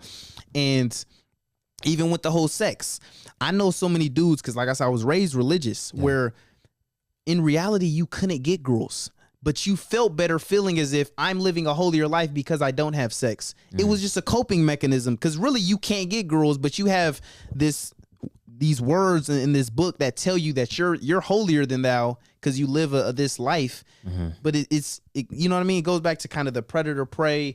You're not at the top of the food chain, so it's like, bruh. Yeah. And this basically, when I mentioned earlier how like my perspective on so many things changed as I grew on the top of the food chain. It's like I was on the bottom of the food chain. I used to think a certain way. Yeah. But then when I get to the top, I'm questioning everything that I was raised to believe. You see what I'm saying? But that's kind of a cool. I'll be going on No, you good, man. On a ramble, but it was just interesting. Beyond good and evil. What is good? What is it? Why is that considered bad? Yeah. Why is this wrong? And why is that good? Why is sex before marriage good? And or this is terrible. And yeah, bro, it's crazy. I think my last point on this is, I feel like life in general is a process of trying to figure out good from evil. And I feel like there's no definitive answer, because what may be good to us may be evil to somebody else. So I feel like that's kind of the life process, is trying to figure out and navigate through what we're taught as kin. And even to the good and evil part of it, this is kind of my next question. It kind of relates to this a lot, actually, is the double standard aspect of a woman and a man. Now, I saw this IG clip, and I want to ask you on your opinion, because I feel like you can kind of tee off on this a little bit. He kind of talked about, in today's society, being a woman, an older woman, kind of preying on a younger man. The man gets praised because he's with the MILF, praised for it, or because she's older and she's a cougar. But a man does it with the younger woman. Exact opposite. He's like a pedophile. Right. So what do you think about that? I think that one of the biggest lies that we continually being taught, feminism preaches it, social media preaches it, is that we're equal. Men and women are completely different. Yeah. And so I completely understand the difference between why does a guy get praised for having sex with a lot of girls? Why does a girl get shamed and, oh, you're a slut for having sex? Because we're completely different. It has two different implications. For a guy to get sex, there has to be something likable about him, whether it be he's tall, he's funny, he's charismatic, he's intelligent, he's rich, he's famous, he's good looking, something. So if I tell you that there's a guy named John who has 200 bodies and he didn't pay for it, not prostitution, just 200 bodies, 200 girls. Yeah. We all know there's something about him that's likable. I don't know what it is, but he has likable qualities for that many girls to choose him. But it's complete opposite, so it has two different implications. If a girl has a lot of bodies, it has the exact opposite implication. Any girl can have a high body count. So when a girl has when a girl has a high body count, what it implies is she's easy. She easily gives into temptation. Yeah. So she feels temptation. He's cute, fucks him. He's rich, sex with him. He's funny, sex with him. He's tall, sex. She just gives into temptation. Whenever she feels tempted, she has sex. Whereas if a girl has a low body count, what it implies is she has self-control. She can resist temptation because she feels the same temptation as the other girl. Yeah. He's cute, he's tall, he's rich, but she doesn't just allow that to you enter my body. There's some resistance of I got to get to know you more. I need you to take me serious, something. Yeah. So it implies two different things. So yeah, if a girl has a high body count, she's shamed because there's nothing respected about you're just easy. Yeah. There's no but as a guy, people in general, we respect what's hard to attain. Why do you respect a six-pack compared to someone who's fat? It's hard to get a six-pack. Why do you respect a millionaire compared to a homeless man? It's hard to be a millionaire. We respect what's hard. It's hard in general for men to get a lot of women. Like I say, you have to have likable qualities that's respected. So it's completely two implications. It just implies two completely different things. So yeah, when a young guy it was able to get this older woman, there's something, I don't know what it is. There's something about him that it's like, how did you do it? Yeah. If you flip it, no one goes, how did you do it? They go, yeah, like of course you did it. You know what I'm saying? Like if you flip it on a girl and she got some guy, there is no. I compare it to, because I've known girls who've had sex with like top A-list celebrities, and when girls try to brag about stuff like that, to me it's essentially like bragging about paying for box, in the sense of, if I said to people, yeah, I've slept with Kim K, but I paid her $1 million, no one would respect it. Because she didn't have sex with me for me. She had sex for me because she likes money. She didn't care about me. She liked the money. So in the same sense, when a girl's like, oh, I slept with this celebrity, it's like, cool. He doesn't care about you. You gave him just some free box. You see what I'm saying? So you don't get a pat on the back for that. That's the easy part. Can you keep them? Can you keep them around? Facts. So men and women are completely different. I 100% agree with most gender roles. I'm a gender role type guy. Today's society, it's like they look at everything as like gender roles don't exist. And some people believe that. I mean, it is what it is, but I think we're just wired differently. When someone breaks into the house, I would never look at it like me and my girl as equal. We're both gonna, like, me and the homies, we're equal. If we meet a confrontation at the mall or someone breaks into the house, everybody fend for themselves and we all gonna get the job done. Yeah. If I'm with my girl, hide in the closet, get to safety, I'm gonna put my life on the line and try to protect it. So we're completely different. And it's just interesting, like, whenever it's a double standard that benefits the dude, it's like the worst thing in the world, but on the flip side, it's like the worst, but when it's the flip side and the girl benefits, no one says anything. If I tell the world, I say, yeah, I pay all the bills in the house. They go, oh, that's a cool guy, right? Nice boyfriend, great boyfriend. But if I say my girl pays all the bills, oh, he's soft, right? Or if I be like, or not even soft, they'd be like, oh, he must be exploiting her, or you know what I mean? Like, it's just completely negative, negative. But like I say, but it's like, bro, there's so many double standards, and I'm cool. I pay all the bill, but if I say, yeah, my girl, I don't touch dishes. My girl does all the dishes. She does all the cleaning. I don't touch cleaning supplies. They would look at me like I'm a bad person. Like, you don't, how dare she has to. But on the flip side, it's like, bro, this world is crazy. Yeah. But yeah, to make a long story short, I understand the gender roles. We're different. So yes, society looks at us differently. They value us differently, completely different. So do you think, or are you a firm believer in the male should always be the leader of the household, the head of the household? Yeah. Because we're in this culture of the boss bee mentality. Right. Have your own, do your own, fend for your own. Right. And I feel like that kind of tears away from a good mother-father relationship, or a good mother-father, what's the word I'm looking for? Dynamic that you're showing your kids, right? So if I'm growing up, and most of these people, honestly, I mean, 9 times out of 10, the women with that type of mentality are raised in single parents. Yes, you know what I mean. Agreed. So this even goes back in historic times where the government was literally trying to take the man out of the household. So the mother would be the head of the household, and the kids would tend to not lose respect, or they have the lack thereof, to where they tend to revolt back and become kind of wild children. And it's kind of crazy, because if you take, I think I talked about this, Jason, a little bit, the man out of the household, what happens? The security's gone. The natural security is gone. The leadership, the tough lover, the person that you can look to for when times get hard, like, he's going to keep everything sane. A lot of boundaries. You know what I mean? The discipline. Discipline, yes.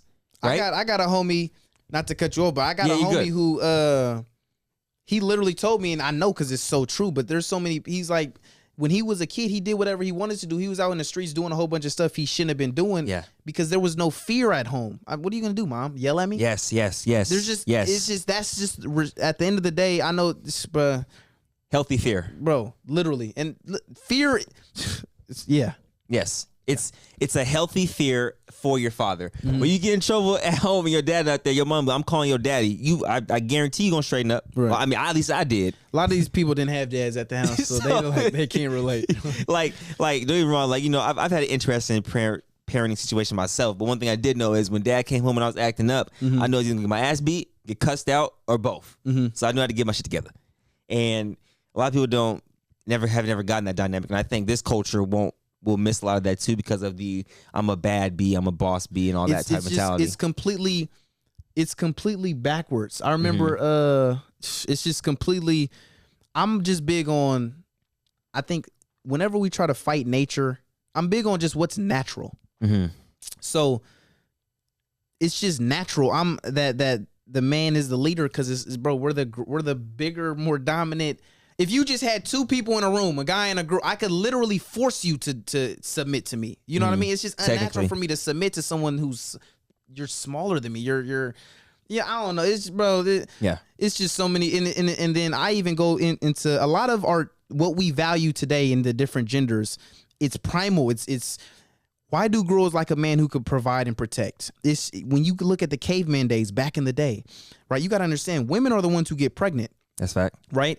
Even when we go back to girls having a bunch of sex, it's not natural. If you give a girl 10 guys, she's wired naturally because she gets pregnant. She deals with the consequence of sex. To not have sex with all 10, because that could potentially be dangerous. She needs to get who's the best out of the group, who's worth the 9-month investment. Yeah. Because back in the day, you look at the caveman days, having sex with getting pregnant by the wrong man was a death sentence. If because when you get pregnant, you can't hunt for yourself when you're pregnant. You can't run from predators when you're pregnant. You literally relied on a man to protect and provide for you, which is why even to this day, typically a woman wants a man who can protect and provide for her. She wants a strong, dominant dude who makes more money than her, a whole bunch of things. But the point I'm making is like a lot of these things are natural. Why is it going back to the sex with a bunch of dudes? It's unnatural. Yeah. And birth control really changed the game because it allows women to have sex with no consequence. Before, like I said, sex was a risk. Right? Getting pregnant by the wrong dude was a huge risk, so you had to be picky. With birth control, you literally can just have casual, fun sex. There's no consequence. It's strictly just fun. And so it was a huge game changer, but overall it's still just not natural. So I think in general, and I've mentioned this on the No Jumper podcast, whenever you see something that's unnatural, there's typically an underlying issue. If I came and I had 2 fingers on my hand, you would go, there's something wrong with him, whether it be he had some genetic genetic mutation, or he was birth defect, or he had some crazy accident. There's something that happened because that's not normal for a hand to have 2 fingers. So when you see things that are unnatural, there's typically there's some underlying issue. You see a girl with she slept with everybody. There's typically there's some underlying issue, daddy problems. She's seeking male validation through just a bunch of different psychological. It's crazy, but bro. I just think everything is backwards, and what really changed the game was birth control, and this is a crazy world. I one more thing before we jump into the more lighthearted section. I love the conversations about this. I love the conversations though. These girls. I can tell. And I'm not even mad at that, man. Like I said, I can learn something new from Zeb any day. According to Hebrew law, if you didn't know this, technically, any woman a man sleeps with is considered his wife. Any woman that a man sleeps with, that's considered his wife. So if I could be saying this wrong, please don't butcher me in the comments. According to Hebrew law, adultery, I think, is only considered to be if she cheats. And that goes back to the whole how we're wired naturally. If you give a guy 10 girls, he's wired naturally. What are we wired on Earth to do? We learn this in biology: survive and reproduce. That's every creature on Earth. Yeah. Take away religion, we're just supposed to survive and reproduce according to biology. You give a guy 10 girls, he's wired naturally to have sex with all 10, or at least try to, because that's great for his genetic legacy. Impregnate all 10, right? And so we're just wired completely differently.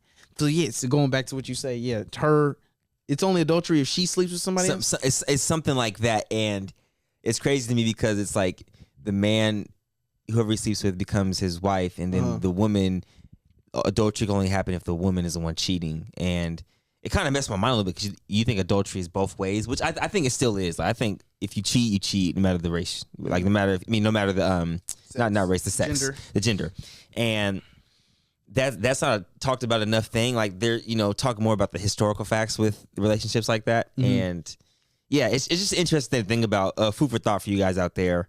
But that is interesting. Yeah, I mean, like I said, I know you can go on a tangent about the woman topic for all day, and I'm not mad at that. One thing I did want to bring up, go ahead. As far as why I think a man's supposed to be the leader, is because, and I've mentioned this on multiple previous podcasts, but at the end of the day, we're supposed to die for our woman. On the Titanic, these dudes died for their women. Literally. That's your job. It's like if it came down to it, I'm supposed to put my life on the line for this woman. Why would you put your life on? I can't speak for everybody, but I'm not putting my life on the line for someone who isn't listening to me. You know what I'm saying? Yes. Like who I'm not the leader of, who if I tell her that I'm not cool with her doing something, she goes, I can do what I want. Why would I die? I'm dying for this. So fundamentally, even like I say with the caveman days, when a woman gets pregnant, they're vulnerable. I got to take care of her. I provide for her. And so with that responsibility over her comes that authority of I'm the boss. You see what I'm saying? So not question. To elaborate on that even more deeply, when you ask women to do something and they say no, you're not my woman. We're done. That part too, and also there's no respect. No, literally. So for a woman to have respect, she's not supposed to she's not supposed to do anything you say, but it's just once you lose respect in a relationship, it's dead. It's there's nothing you can do. It's so hard to gain respect. It's almost nearly impossible to gain respect back from somebody. So I feel like the most important thing to do in a relationship first is to establish respect. Because if you don't establish respect, there's no boundaries. There's no foundation for love. Greatest currency, respect. You know what I mean? Respect and attention. That shit is big. That shit getting your being right there. That shit is big. But yeah, she gotta. I don't think you can respect someone who you're the authority over. I mean, you can respect them. I respect my girl, but it's like if it's flipped, like she's your even equals to an extent. It's like you respect them, but there's just you respect people who. Yeah, but it's just. No, I get what you're saying, bro. It's kind of hard to put into words, but basically, you kind of respect. You respect authority. The alphas. You know what I mean? Like, yeah.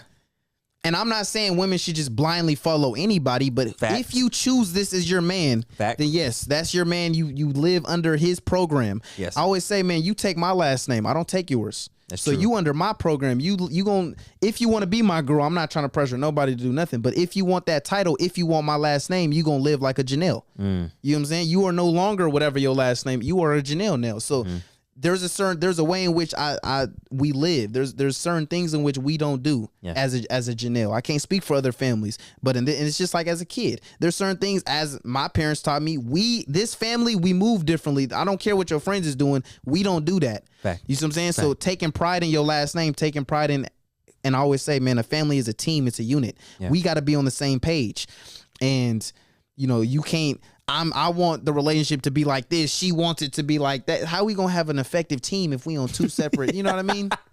And you got to know your role. You got to know your role. It's like, we got players and we got coaches. You know what I'm saying? It's like it can't be both.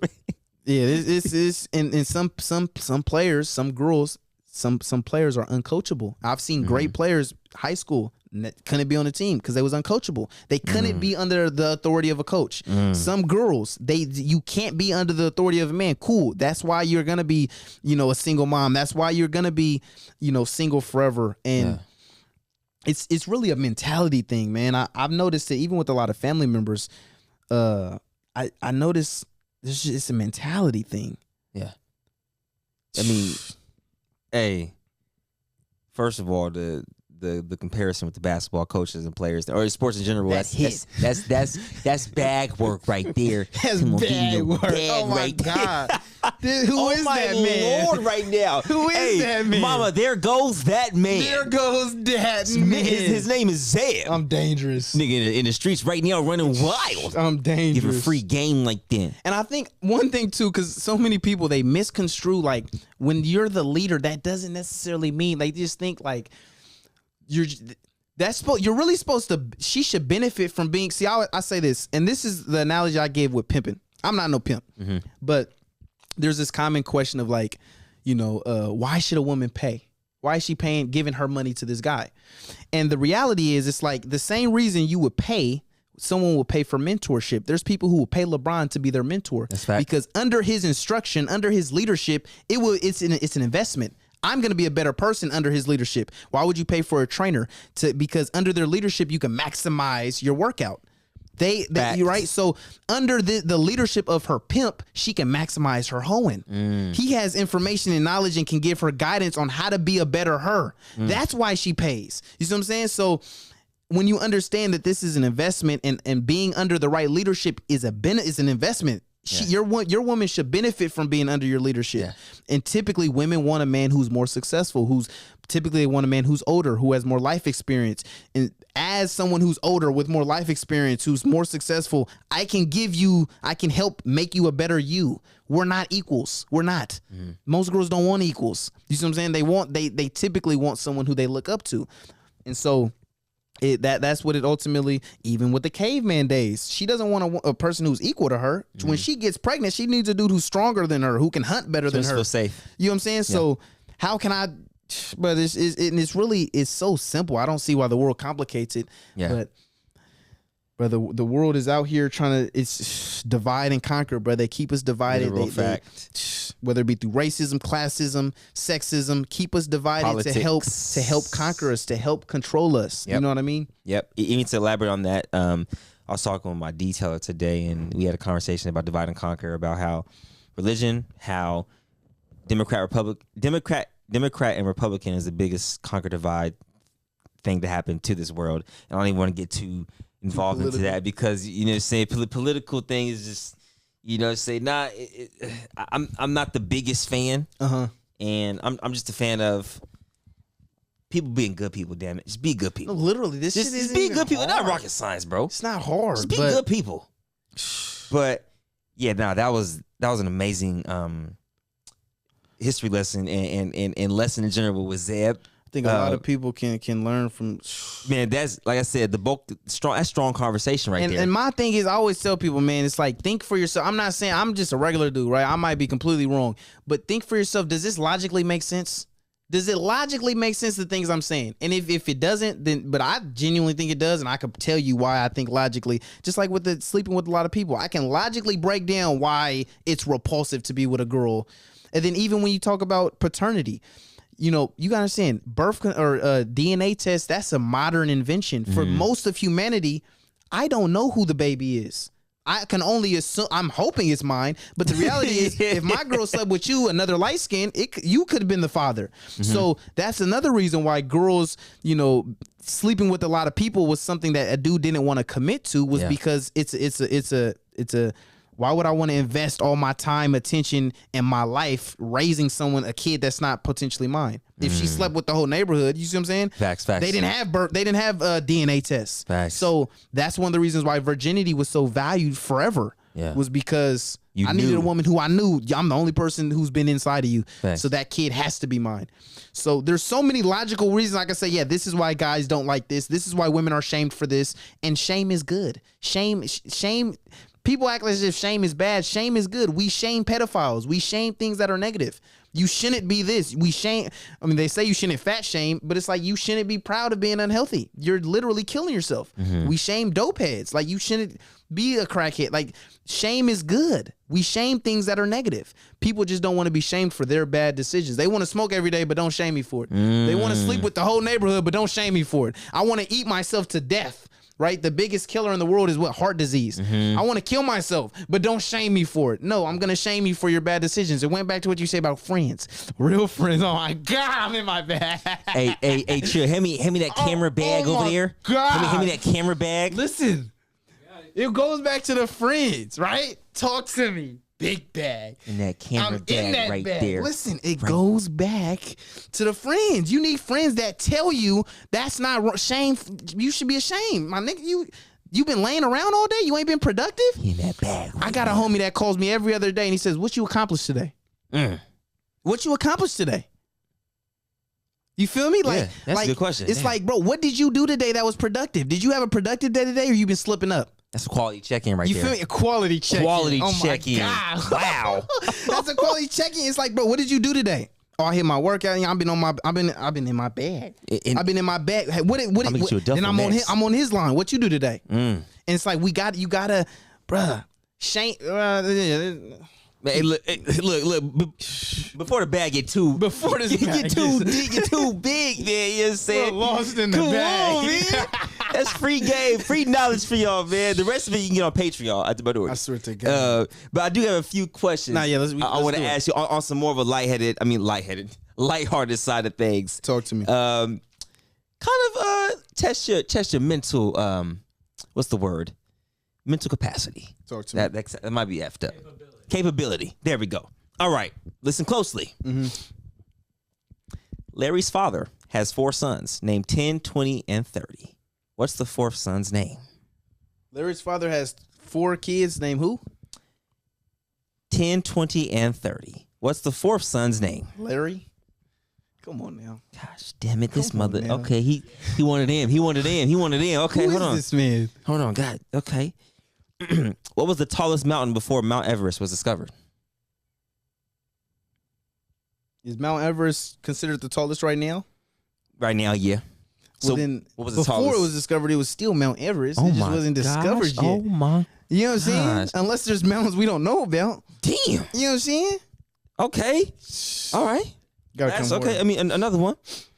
You're driving a bus with 10 people in it. Yeah. At the first stop, 2 get off and 4 get on.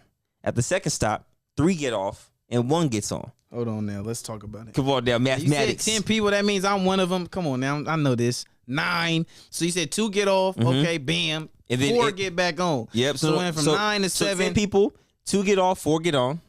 Right? 2 get off. Okay, 8. Mhm. 4 get back on. That's 12. Okay. 3 get off, 1 gets on. 9, Mhm. 10. We back to 10. At the last stop, 3 more get off. How old is the bus driver? Oh my God. I was driving that bus, wasn't I? Oh my gosh! Yes, he was. Oh my God. I yes, do this. He was. I do this. That's 3 for 3. This shit is easy. And Hold it's like on, I had nah, a 4.0 in middle school. They don't understand I was that guy. Why'd you say middle school though? Not Right, because Not I high fell school. off. I used to be that guy. Talk to me. Don't leave me hanging there. I used to be that guy. Middle school, straight A's, 4.0. Hey, the middle school is Fell off in high school, but you see I'm back at it. Come on it's now. not Back about on your how you grind. started, it's about how you finish. Drake said that, right? Started from the bottom. I said that. My bad. Listen, it's not about how you start. Where did you finish at? You see what I'm saying? If you started at the grocery store and at the grocery store, where'd you go? You didn't go nowhere. Nowhere. You might walk back home and walk back. You might have just been circling the aisles in the fruit Come on, section, Dale. but it's like you didn't go nowhere. If you started aisle 1 into aisle 8, where'd you go? Where did you go? You went. You in the same building. Same building, just a little step over. You didn't go outside your boundaries, outside your It's horizon. like that's what these kids gotta understand. You know what I'm saying? Who's the audience? We talking to the children right now. Talking to ages 0 to 60. 0 to 60. Not even born yet. Do you know your demographics of like 18 to 64. what's like the most? No, 1824, and then The most is 1824. I think most is I would've thought it was 1824, younger, like and then it's 15. like 12 to like 17, or however it breaks down. But I Yeah. know 1824 is my highest. Oh, okay. In a way, which is kind of weird. I would have expected it was the younger crowd. Well, because remember they made the YouTube for kids, so like you kind of had to label if it was for kids or not. So like the younger people below 11, I think, didn't make the cut. So the 12 to 24, that's the demographic right there. I do have some 50-year-old dads watching. You got some dads. 50, 55-year-old dads. Shout out to the dads. I remember we was in Sac State. Me and Jay. This was when we literally had like 10K subscribers, super small. There was this old man. I'm talking about literally like 60, 70 years old as hell. He was at Sac State. Basically, he was like, "Oh my gosh, the minorities." It was crazy. And I'm talking about he was one of the old people who was like, he was someone's grandfather who just looked lost. Like, why are you on campus? Literally was like, "Yo, the minorities." It was crazy. Nah. I'm like, how do you know us? We only had like 10K subscribers.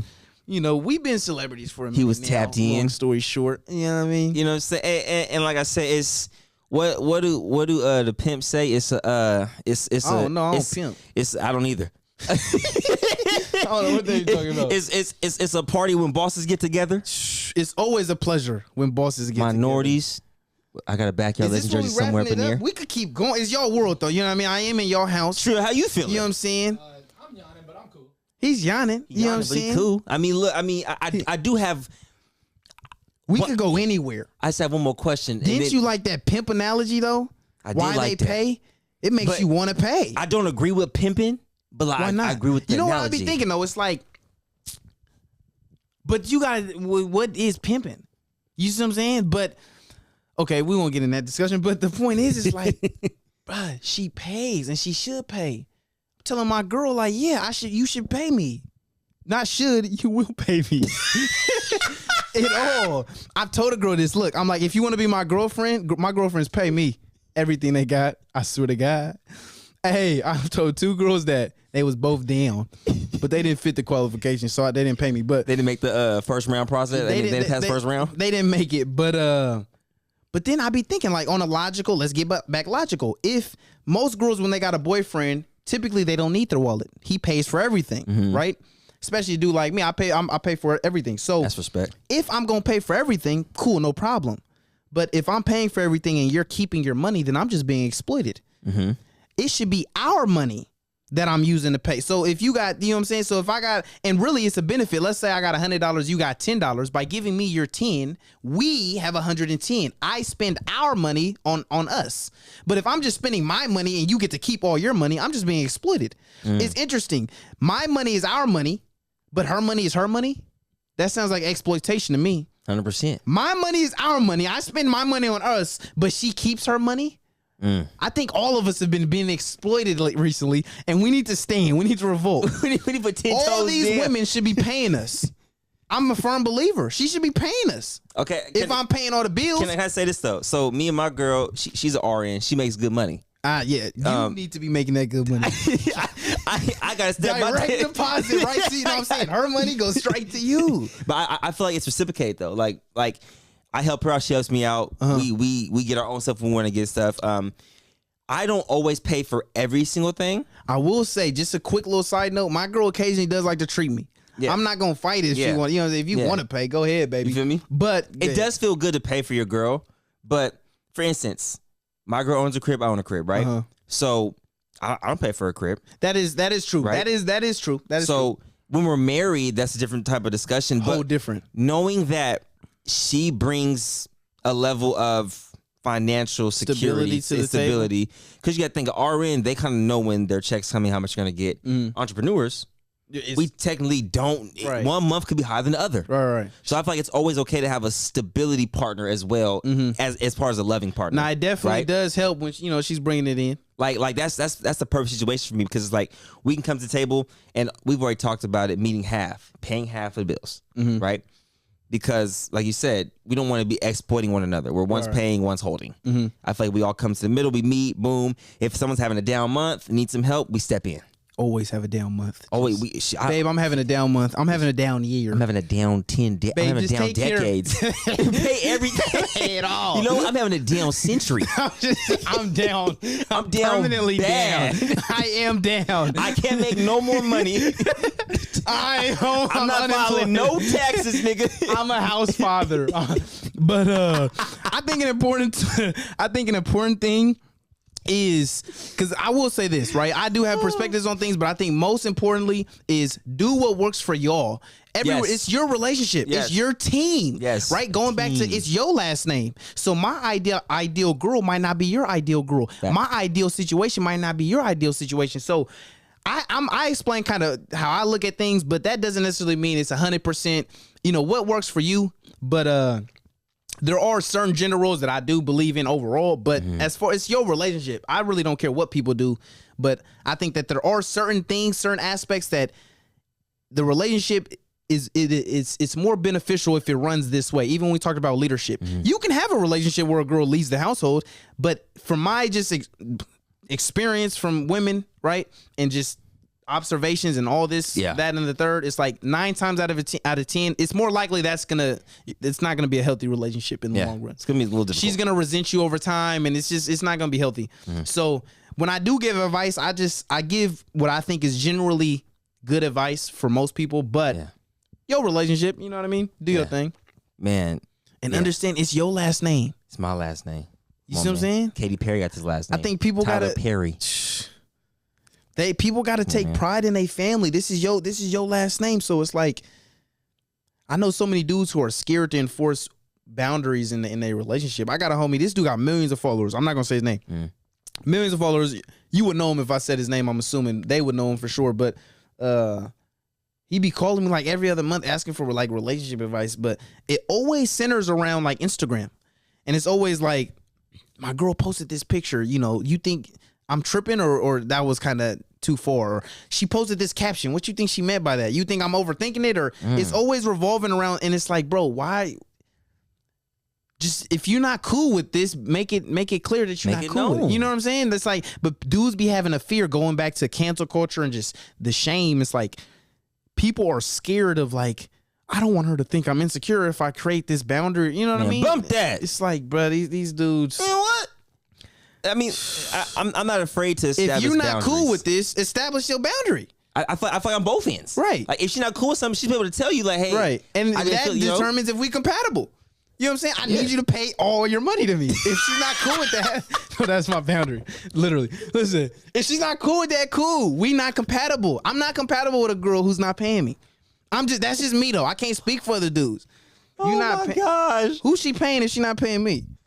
The government. Who's your Uncle man? Sam. You know what I'm saying? Who's how is it you Uncle Sam? It's Abe Lincoln's. Uncle Sam? Uncle Sam. You cheating on me with Uncle Sam? Never met Uncle Sam before. She did. She's having a she did. emotional connection with him. She did. She made it firsthand. She went to his grave. Oh my God. She said, here's my deposits. What? Dropped it on the grave. Stop it. My bad. He might have his own Uncle memorial. Sam? He has seats waiting for him. Front row. This shit is sick. She said Uncle Sam got that what it do. Obviously, you paying him. A nice fee. And understand, this is an investment fucking with me. Or excuse my language, kids. This is an investment paying me. You feel what I'm saying? You notice I ain't been cussing today. I do this. Respectful. I do this. I'm a respectful gentleman. He's real mindful with it. In his bag respectfully, though? How often does that happen? How often does that happen without saying a slip up? I slipped up, said the N-word. You slipped up today? Damn it. I said the N-word. I slipped it in there on accident. I didn't hear it, though. Slick with and it. You got to think, though. Perception is everything. So if I didn't hear it, did you say it? If I didn't say it, did you hear it? Right. Perception is reality. Do you not understand that? That's what you gotta understand. So, baby, if I'm out here cheating on you, but you don't know about it, did you get cheated on? All right. Let's wrap this up. That's what I got. Listen. Oh, let's saran wrap this, man. Hey, listen, look, Zed, man, you are one of a kind. Appreciate it. Man, look, this has been one hell of a conversation. This might have been my most in-depth. We got deep in that bag. We got really deep bag suitcase. Duffel. Come on, the one you check in. Can't bring it in because it got the 8 ounce. It's too heavy. Lotion, you feel me? It's too heavy. It's too heavy. Right. That part. I don't take bags though. I just buy shit at the new destination. I'm in Miami tomorrow. Okay, Allen Iverson. I'm not taking bags. I'm just go to shopping in Miami. Might want to take this bag. I might just want to take that bag. Oh my God. Like real talk though. I don't take luggage. I just buy luggage. Stop it. It's different on this side. What? What? Oh my God. Because you know me, I'll pack 2 fits and then wash them fits and reverse the top with the bottoms. Right. It's two types of people in this world, Marcellus. That's what they just learned today. Nigga. Right. So wait, so you travel with just that, little dad? Literally, dad. And then the phone. And he pull up and buy whatever, whenever. Stop it. Come on, man. Stop Hotel rooms paid for. Psh, Stop it. Let's go to Dior. What? Louis V. That's too cheap. Gucci. Oh, my bad. Too cheap. Let's go Jeff Bezos then. Let's hit up Jeff Bezos. Hey, let me hit up Jeff Bezos. I'm gonna go to his closet. This shit is crazy. Nah, man. But that, man, like I said, this has been amazing. Wow. Last thing. You think they're even still listening? They've left already, Marcellus. Let's see. In the comments, if you're hearing this right now, I'm going to say something crazy. Talk to him.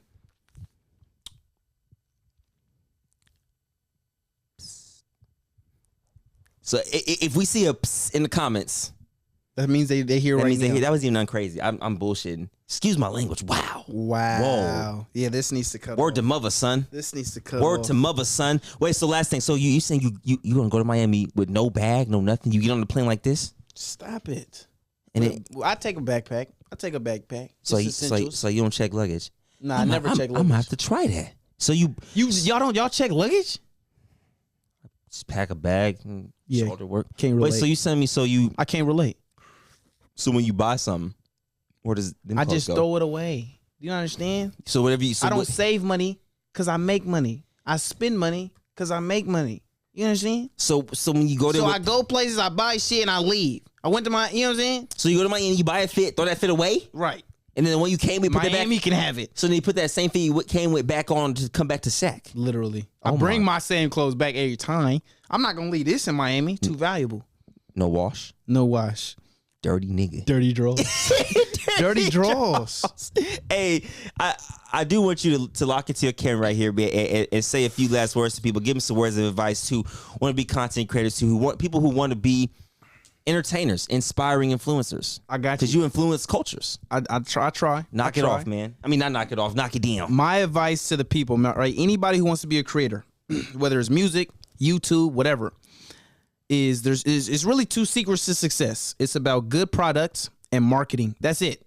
So whatever you do music, you create clothes, you got a YouTube channel, try to make the best possible products, and then figure out how to market it. So good product is subjective. It depends. So it depends on what type of music you're making, right? Good country music is different than good rap. A good prank video is different than a good basketball video or a good vlog. So figure out what type of video or what type of product you're making, make good products. And then you got to market it, because you can have the best product in the world, but if no one sees it or no one hears it, best song in the world, no one hears it. Bar. You know what I'm saying? It doesn't matter. So you can have the best YouTube video in the world. If no one sees it, pointless. So it's a combination of both. Now, for us, the way I grew on YouTube was I used my other social media platforms as marketing tools, right? Twitter is what blew us up. We'd go viral on Twitter because of the retweet. So what I recommend is if you're a YouTuber, let's just use YouTube, for example, create the best possible YouTube video you can make. Study the game. If you are a prank channel, study other prank channels. Don't copy them verbatim, but pick up on them. Study their game. Figure out, different things they might implement in what makes their videos better than other people's videos. Implement it into your game. Create your videos. Use your other social media outlets as marketing tools. And that's pretty much my biggest advice. Some people go the route of paying for promotion. There's multiple ways you can market your video, but that's essentially what it is. In today's generation, right now, TikTok is huge. I personally I can't figure out TikTok, but that's a huge marketing tool. Right. So use, marketing good product, marketing good content. That's it. You make good music, make the best song, and figure out how to get it to the world. That's pretty much it, man. Wow. Wise words from Zeb, man. Wait. Wise words, WWFZ. Wise words from Zeb. Dad. Little D. Come on, yeah. Hey, if you're watching this, man, bro. Appreciate you having me. Can I throw the socials on there so they can find me? Do whatever you want to do, man. You don't want them to find me. It's the Backyard Podcast. Can they find me? Can they find you? I don't know. My Cash App. Are they looking? Zebediah Janelle. Oh, Cash App. Cash App. That's where they can find me. Respect. I'll send $1. Cash App. I need it. Holla. Real talk. I lied. I'm checking in luggage. This whole podcast is a lie. I'm broke. I can't afford this. But yeah, man, help me pay my bills, man. Cash App. Zebediah Janelle. Yeah. No, that's a real nigga. He didn't even drop the socials. He said just the Cash App. That's all they need. Because they got to pay Cash App, PayPal, Venmo, Zebediah Janelle. Can you send me the name so I can put it on the screen? You know what I'm saying? They know it. They know it. Zebediah Janelle. They gonna send it to somebody. Somebody gonna get blessed. Somebody gonna get blessed. But man, last things I'm gonna say, I'm gonna let you take off. Yeah. Hey man, just provide value and soak value. That's it. That's respectful. Life ain't complicated. Provide the most value you can and then soak as much value as you can. That's it. And when I say soak value, that means in all aspects of life. Be conscious of what you listen to, what you watch. You know what I mean? What you eat. All these different things have, the people you hang out with. Cut out toxic things. Cut out the venom in your life. Soak up some value and produce value. When you walk into a room, what impact did you make on that room? When you walked into a classroom, what impact did you make? Come on. You see what I'm saying? Come on. It's like just provide value, soak value, and I guarantee you, man, people tend to gravitate towards value. Money tends to gravitate towards value. That's a fact. So, fame starts to gravitate towards value. So provide value, and I guarantee you it'll get you somewhere in life. Hey man, you ain't lied but once but twice. Nah, you ain't never lied, man. Wow, what a hell of a conversation, what a hell of a podcast, man. I think that's what we did today is the definition of a podcast. Me come in here, you talk, you learn about one another. It's not just about the journey, but it's about how you got through the journey and diving into that mental aspect of it, man. I think you did a really good job at expressing that for people to understand, people to hear, people to digest. And I said, man, I appreciate you pulling up on me, man. Like I said, this is a sacred place, pulling up someone's house and trusting you with that. And you know what I'm saying? You're one of my guys, so I appreciate you pulling up, taking time out of your night. Because mind you, this is about midnight right now, man. Right. You know what I'm saying? We getting all this. My girl called earlier. You didn't even catch that. You know what I'm saying? I did see a little thumb down. I ain't answer. You know what I'm saying? I'm doing something right now. You see, my girl actually at work right now. She got the night shift, so I'm saying, you know what I'm saying, keep doing you, baby, keep working. Why am I talking like that? No, but if you're watching on YouTube, hit that like button, subscribe, share, do all that good stuff. And if you listen on Apple, Spotify, hit that follow button. And we end it on a special way. We say the same thing on 3. Mm-hmm. So I end all my reactions and start all my reaction videos on this word right here. Talk to me. It's you dig. You dig? You dig. Is there a way in which we say it? Put some twang in it. Don't matter. Say you want to say it, but on 3, we're going to say that, and that's how we're going to end it, man. It's the Backyard Podcast. Marcellus Howard, Zeb, the one and only from the Minorities, man. You see the hoodie back here, man. You know what I'm saying? Cop your merch. Facts. And hit them on Patreon. Please do. For some more knowledge. But we are out of here, man. It's been real. On 3. 1, 2, 3. You dig?